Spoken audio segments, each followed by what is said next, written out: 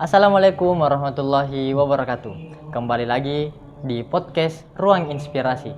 Cerita kecil, makna besar bersama saya Ahmad Fuad. Nah, pada episode kali ini kita ditemani oleh bintang tamu yang sangat spesial, luar biasa. Pernah ke luar negeri gitu guys. Wah. Nah, langsung kita sapa inilah Kak Rehan. Halo Kak.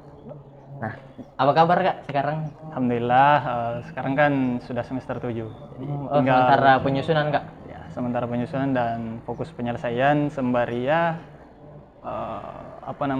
berkontribusi ke komunitas dan organisasi yang saya tekuni sekarang.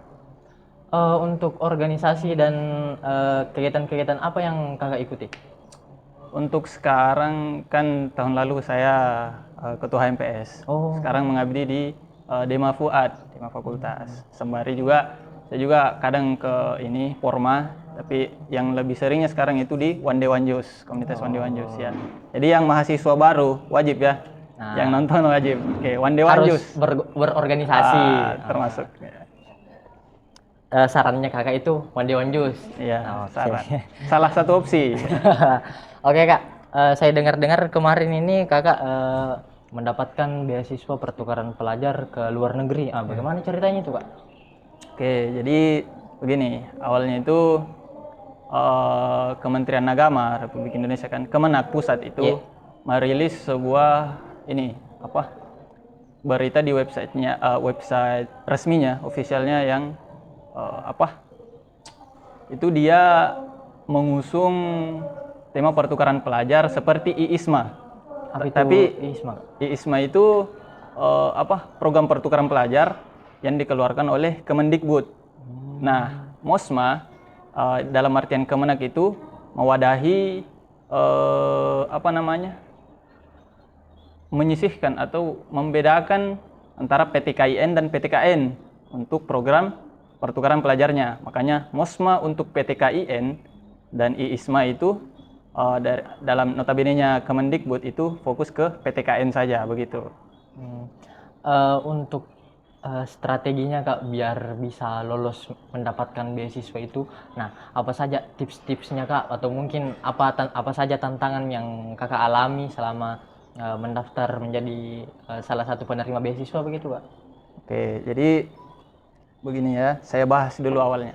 Jadi apa yang harus kita persiapkan untuk program MOSMA dalam artian pertukaran pelajar dari Kemenak ini, itu pertama adalah sertifikat bahasa. Itu pertama. TOEFL atau TOEFL untuk yang ke Timur Tengah atau negara yang berbahasa Arab itu ya. Terus kedua itu yang salah satu wajib administrasinya adalah pengalaman organisasi yang dibuktikan dengan cantumkan SK kepengurusan.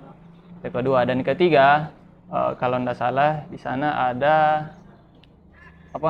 rencana masa depan. Jadi ada 3 hal, yaitu sertifikat bahasa, pengalaman organisasi, dan rencana masa depan gitu.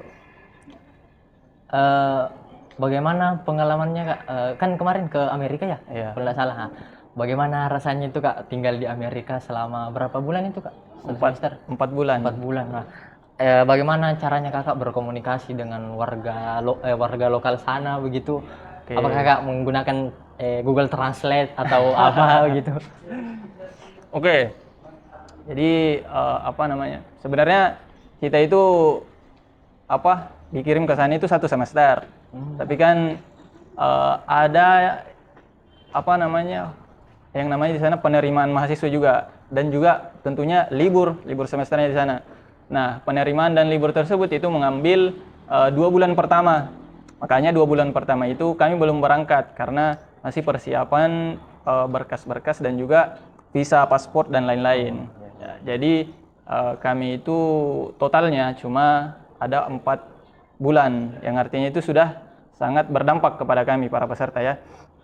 Jadi untuk jumlah pesertanya itu di sana kemarin kan ada sekitar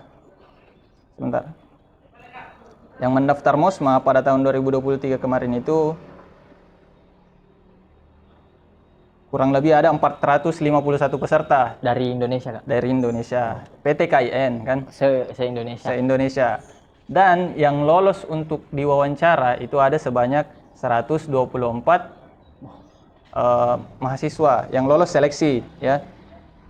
Oh, di sana yang lolos seleksi 124 itu sudah lolos wawancara. Yang 451 tadi itu yang lolos administrasi ya, lolos berkas. Nah, yang lolos wawancara kan 124. Nah, yang 124 itu lagi terbagi yang Seleksi lagi Kak. tidak, langsung lokasinya itu kan sebenarnya awalnya kita memilih dua tujuan kampus pas administrasi. Ketika kita lolos dari tahap administrasi dan wawancara, kami lagi itu dikelompokkan di tujuan yang ada yang berbeda dengan pilihan kita. Artinya kan Kemenak yang punya otoritas untuk hal itu. Yang artinya kami alhamdulillah bersyukur kan sudah dikirim ke sana. Nah, jadi 67 mahasiswa ke Amerika Serikat, 10 mahasiswa ke Inggris, 18 ke Malaysia, dan Tunisia Maroko itu 29. Jadi saya salah satu dari 67 mahasiswa yang ke Amerika Serikat gitu. Untuk pengalaman di sana, ya ini agak panjang pembahasannya, enggak apa-apa. Enggak apa-apa. Oke, saya singkat Masih saja. panjang durasinya Kak. Saya singkat saja.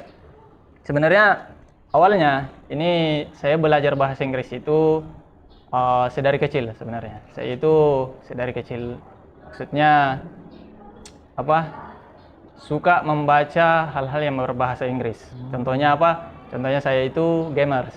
Ya. Oh, Jadi kan tahun-tahun 2005 itu belum ada games yang berbahasa Indonesia kan, berbahasa Inggris semua. Contohnya mungkin yang di HP Nokia itu yang jadul, atau mungkin PS2 itu belum ada. Jadi saya sebenarnya dari awal itu bahasa Inggris cuma sekadar hobi. Makanya salah satu tips pertama, jadikan bahasa itu sebagai hobi. Tuh, jadi artinya kita cuma legowo begitu kan, jalan apa-apa. Nah, itu pertama.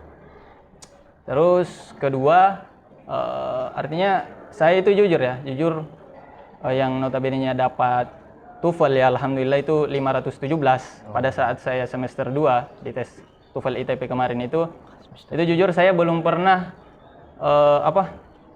bimbingan belajar, belum pernah, kecuali yang mentoring TOEFL-nya UPT Bahasa kan yang di sini Oh iya. Nah, kecuali itu, tapi hanya 1 bulan, itu pun cuma dasar-dasar TOEFL sampai beberapa skill-skill structure. Nah, di sana sesudah 1 bulan mentoring kan, itu peserta dari mentoring TOEFL itu beberapa kan ada post test dan pretest.